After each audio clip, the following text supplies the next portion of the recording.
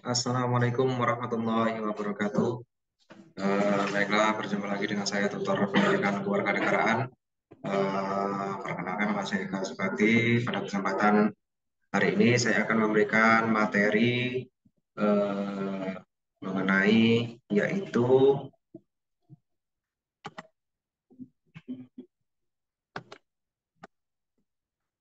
bela demokrasi, bela rakyat. Nah, materi ini rujukannya tentunya di modul draft yang telah disebarkan oleh tutor masing-masing di PKBM Muara Timur. eh, Bisa disemak untuk lebih lengkapnya materi yang telah di-share ya di link modul tersebut. Ini berdasarkan materi-materi yang ada di modul tersebut. Oke, lanjut. Next. Mengenai bela demokrasi, bela rakyat. Di sini kita yang perlu kita ketahui istilah demokrasi. Nah, istilah demokrasi itu dari mana? Di situ sudah dijelaskan istilahnya pada awal berasal dari sebuah wilayah Yunani kuno, berarti berasal dari Yunani yang dianggap sebagai contoh awal dari sebuah sistem yang disebut sebagai demokrasi modern. Istilah ini tentu berkembang seiring berjalannya waktu bersamaan dengan perkembangan sistem demokrasi di banyak negara. Kata demokrasi ini diambil dari bahasa Yunani juga, yaitu ada dua suku kata, yaitu demos yang berarti masyarakat dan kratos yang berarti aturan atau kekuasaan. Jadi demokrasi berarti kekuasaan di tangan rakyat atau yang lebih kita kenal sebagai pemerintahan dari rakyat, oleh rakyat, dan untuk rakyat. Jadi di sini kekuasaan sepenuhnya berada di tangan rakyat seperti halnya negara kita, Indonesia yang melakukan asas demokrasi ini. Nah, demokrasi ini seperti apa contohnya nanti yang berkuasa? Yang berkuasa di situ wakil rakyat. Bahasanya wakil rakyat seperti Dewan, DPRD ya. Presiden itu dipilih oleh rakyat. Nah, itu sistem demokrasi di dalam bernegara untuk di negara Indonesia. Untuk selanjutnya ya bisa dipelajari di modul untuk mengenai makna demokrasi lebih mendalam ya. Di situ intinya demokrasi ini yaitu tadi kekuasaan berada di tangan rakyat. Oke, ciri dan prinsip demokrasi. Ciri utama dari sistem demokrasi ini adalah tegaknya hukum di masyarakat, law enforcement, dan adanya pengakuan hak asasi manusia sebagai penghargaan terhadap martabat manusia dengan tidak melupakan kepentingan umum dan adanya partisipasi dan dukungan rakyat kepada pemerintah. Jadi pemerintah di dalam mengambil kebijakan juga harus berdasarkan untuk kemaslahatan umum ataupun untuk keberlangsungan di dalam bernegara untuk masyarakat lah intinya ya, untuk masyarakat eh, difokuskan untuk masyarakat. Jadi kebijakan-kebijakan tersebut eh, harus berdasarkan untuk kesejahteraan masyarakatnya seperti itu. Kemudian sebagai adanya pengakuan hak asasi manusia sebagai penghargaan terhadap martabat manusia. Jadi harus menjunjung tinggi hak-hak asasi manusia, yaitu ya banyak sekali. Tentunya di situ sebelum materi ini dijabarkan mengenai hak dan kewajiban ya, hak, hak asasi manusia sudah dijelaskan di sebelum materi ini, bisa dipelajari di modul juga banyak sekali, sudah sangat mudah sekali untuk belajar ya. Oke, itu untuk ciri prinsip dan demokrasi. Kemudian lanjut demokrasi di Indonesia. Nah, bagaimana dengan prinsip demokrasi yang dilaksanakan di Indonesia? Ahmad Sanusi mengutarakan 10 pilar demokrasi konstitusional Indonesia menurut Pancasila dan Undang-Undang Dasar Negara Republik Indonesia. Apa saja itu? Nah, apa saja itu? Di sini sudah dijabarkan. Yang pertama, ya, yang pertama itu ada demokrasi, ya, demokrasi yang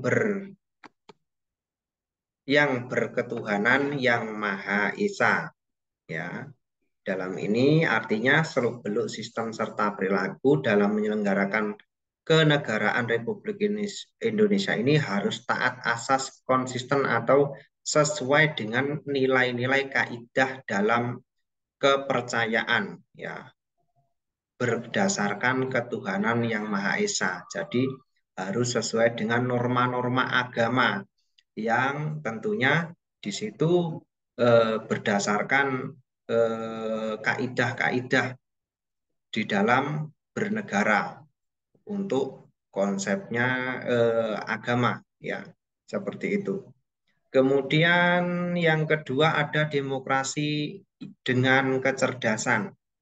Artinya mengatur dan menyelenggarakan demokrasi menurut Undang-Undang Dasar Negara Republik Indonesia tahun 1945, ya, dengan kekuatan naluri, kekuatan otot atau kekuatan massa semasa mata. Pelaksanaan demokrasi ini justru timbul kecerdasan rohaniah. Jadi di sini penegakan hukum di dalam demokrasi kecerdasan, ya. Jadi menegakkan hukum berdasarkan undang-undang dasar yang ada di yang sudah ada di tekstualnya, ya. Tentunya eh, seperti itu dapat diterima, dapat dilaksanakan oleh penegak-penegak hukum yang mana mereka sudah menguasai di mana bidang-bidang hukum itu sendiri, ya, undang-undang, kemudian penerapannya dan lain sebagainya itu tentunya di situ lebih lebih mengetahui atau lebih menguasai orang-orang yang bekerja di penegakan hukum. Kemudian demokrasi yang berkedaulatan rakyat, ya. Artinya kekuasaan tertinggi ada di tangan masyarakat atau rakyat. Secara prinsip, rakyat yang memegang kedaulatan itu dalam batas-batas tertentu. Jadi di sini rakyat bukan semena-mena langsung apabila pemimpin yang sudah contohnya presiden dalam menegakkan hukum itu juga ada caranya, apa ya, bahasanya itu hmm, rem lah, ya, bukan rem, maksudnya aspirasi-aspirasi rakyat yang mana di situ ditampung oleh dewan yang sudah dibentuk sebelumnya, atau lebih tepatnya itu perwakilan rakyat yang mana di situ juga perwakilan rakyat nantinya dipilih oleh rakyat sendiri.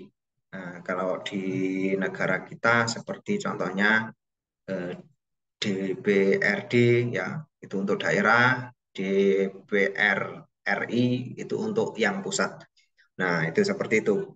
Kemudian ada majelis sendiri untuk menentukan apa hukum-hukum tersebut, seperti MPR, ya. MPR ya itu seperti itulah, ya. MPR, DPR itu contoh dari perkumpulan ataupun eh, wakil-wakil rakyat yang mana di situ aspirasi rakyat ditampung di situ.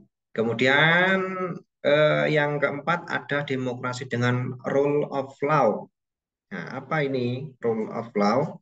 Hal ini mempunyai 4 makna penting. Pertama, kekuasaan negara Republik Indonesia itu harus mengandung, melindungi, serta mengembangkan kebenaran hukum. Nah, jadi dalam rule of law ini ada 4 makna pentingnya, ya. Yang pertama itu dalam eh, bernegara itu harus mengandung, yaitu yang pertama melindungi serta mengembangkan kebenaran hukum. Jadi harus dalam penegakan hukum itu harus benar. Kemudian ada lagi yang kedua, kekuasaan negara itu memberikan keadilan hukum, ya, legal, legal jus, ya, bukan demokrasi yang terbatas pada keahlian formal dan pura-pura. Jadi nggak boleh dengan dalih berpura-pura, ya, harus berdasarkan dengan konteks-konteks yang berdasarkan Undang-Undang Dasar dan Pancasila. Kemudian ketiga, kekuasaan negara itu menjamin kepastian hukum, bukan demokrasi yang membiarkan kesemerawutan, ya. Jadi tidak semerawut, harus berdasarkan hukum yang berlaku di negara tersebut. Kemudian kalau kita di negara Indonesia ini berdasarkan Pancasila dan Undang-Undang Dasar. Kemudian yang keempat, kekuasaan negara itu mengembangkan manfaat atau kepentingan hukum, memperoleh fitnah, hujatan atau menciptakan perpecahan, permusuhan, dan kerusakan. Ya, jadi kita harus mendamaikan seperti hal-hal tersebut, ya. Contohnya, nah itu dapat mendamaikan di dalam berkepentingan hukum. Kemudian yang kelima, apa demokrasi yang kelima? Demokrasi dengan pemisahan kekuasaan negara. Nah, artinya demokrasi menurut Undang-Undang Dasar Negara Republik Indonesia ini bukan saja mengakui kekuasaan Republik Indonesia ini tidak terbatas secara hukum, melainkan juga demokrasi itu dilakukan dengan pemisahan kekuasaan negara yang diserahkan kepada badan-badan, ya, negara yang bertanggung jawab. Jadi demokrasi ini menurut Undang-Undang Negara Republik Indonesia ini mengenal semacam pembagian pemisahan kekuasaan divisi, seperti halnya pemerintahan daerah, ya, pemerintahan daerah semuanya kabupaten, provinsi sampai ke desa, ya. Nah, seperti itu contohnya. Kemudian ada yang keenam, demokrasi dengan hak asasi manusia. Artinya demokrasi menurut undang-undang ini mengakui hak asasi manusia yang tujuannya bukan saja menghormati hak-hak tersebut, tetapi melainkan terlebih untuk meningkatkan martabat derajat manusia seutuhnya. Jadi rakyat itu juga diberikan hak-hak atau leluasa di dalam melakukan sesuatu, dalam tanda kutip melakukan sesuatu yang positif, yang seperti halnya kita mempunyai cita-cita ingin menjadi polisi, kita ingin menjadi abdi negara dan lain sebagainya, itu kita mempunyai hak di dalam eh, sebagai sebagai masyarakat kita mempunyai hak di situ. Kemudian yang ketujuh, demokrasi dengan pengadilan yang merdeka. Ya. Demokrasi dengan pengadilan merdeka ini apa? Demokrasi menurut Undang-Undang Dasar Negara Republik Indonesia yang mengendaki diberlakukannya sistem pengadilan yang merdeka, independen, yang memberi peluang seluas-luasnya kepada semua pihak yang berkepentingan untuk mencari dan menemukan hukum yang seadil-adilnya. Seperti halnya kita melakukan kesalahan, di undang-undang tersebut dijelaskan bahwa kita nanti divonis sekian dan sekian. Kita mempunyai hak di situ melakukan banding atau kan melakukan sanggahan di dalam memberikan respon untuk hukum tersebut, ya, di undang-undang. Nah, itu kita mempunyai sifat seperti itu, ya, demokrasi dengan pengadilan yang merdeka ini. Nah, seperti itu. Untuk siapapun yang melakukan apa kesalahan itu juga harus ditindak. Nah, seperti itu. Kemudian yang ke-8, demokrasi dengan otonomi daerah. Nah, apa ini dengan otonomi daerah? Demokrasi dengan otonomi daerah artinya otonomi daerah ini merupakan pembatasan terhadap kekuasaan negara, khususnya yang seperti tadi lah, ya. Eh, Lebih sama kayak yang sub nomor 5, demokrasi dengan pemeliharaan kekuasaan negara. Ya, di sini dengan otonomi daerah. Otonomi daerah ini merupakan pembatasan terhadap kekuasaan negara, khususnya kekuasaan legislatif, eksekutif di tingkat pusat, lebih khususnya lagi pembatasan kekuasaan secara jelas memerintahkan dibentuknya daerah-daerah otonom pada provinsi ya dan kabupaten kota dengan peraturan pemerintah dan daerah ya dan daerah otonom itu dibangun dan disiapkan untuk mampu mengatur dan menyelenggarakan urusan-urusan pemerintah sebagai urusan rumah tangganya sendiri. Jadi ada yang namanya kebijakan otonomi daerah. Jadi di Pesuci dan Tulang Bawang itu mempunyai peraturan atau undang-undang yang berbeda sendiri. Di situ diserahkan kembali lagi untuk peraturan-peraturan daerahnya seperti itu. Kemudian yang kesembilan, demokrasi dengan kemakmuran. Artinya demokrasi ini bukan hanya maaf ya, soal kebebasan dan hak, bukan hanya soal kewajiban dan tanggung jawab, bukan pula hanya soal mengorganisir kedaulatan rakyat atau pembagian kekuasaan kenegaraan, tapi demokrasi ini bukan pula hanya soal otonomi daerah.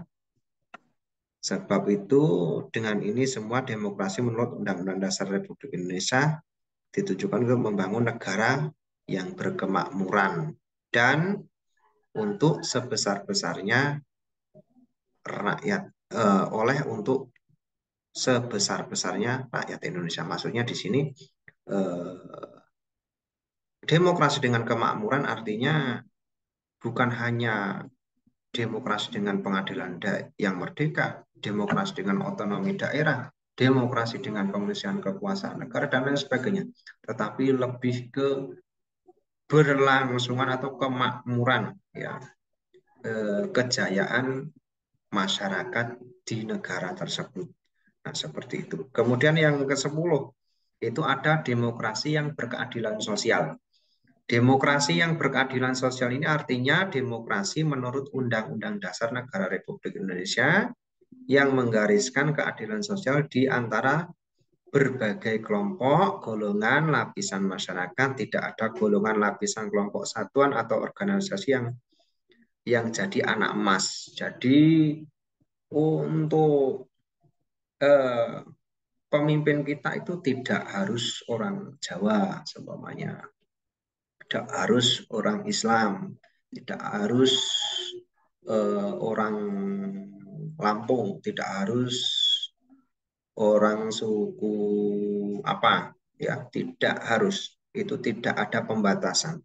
Di situ tidak dibatasi dalam lingkup sosial, ya. Lingkup sosial itu banyak sekali ya, ras, kemudian agama, bahasa, dan lain sebagainya. Karena kita dari Sabang sampai Merauke sudah sangat kaya sekali dengan adanya suku, ras, kemudian bahasa, bahkan itu sudah berbeda, kebiasaan, dan lain sebagainya. Itu tidak dibatasi oleh itu, tapi lebih yang berkeadilan sosial. Jadi untuk berlangsungan kemaslahatan umum universal, sifatnya universal untuk lingkupan negara di Indonesia. Oke, mungkin untuk pembahasan materi pada kesempatan hari ini yaitu mengenai bela demokrasi dan bela rakyat, mungkin cukup sekian ya yang dapat saya sampaikan. Apabila di saya dalam menyampaikan materi kurang dapat dimengerti, saya mohon maaf yang sebesar-besarnya. Dan saya sarankan untuk para warga PKBM Muara Timur untuk bisa belajar mandiri. Seperti halnya tadi saya jabarkan seperti itu. Tapi Anda cuma melihat video ini, tidak menyimak dari modul yang telah diberikan. Nah, itu tidak akan maksud ya. Kalau kalian nanti belajar mandiri itu bisa konsisten ya, melihat video tutorial, kemudian belajar mandiri membaca di modul draft yang sudah di-share itu insya Allah akan mengetahui atau bisa menangkap walaupun di situ istilahnya materi yang sudah diringkas.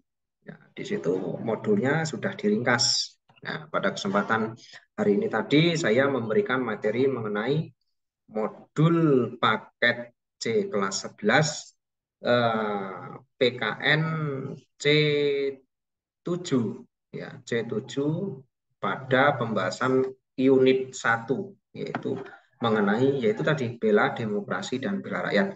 Oke, mungkin cukup sekian dari saya. Saya sekian. Terima kasih dari saya cukup.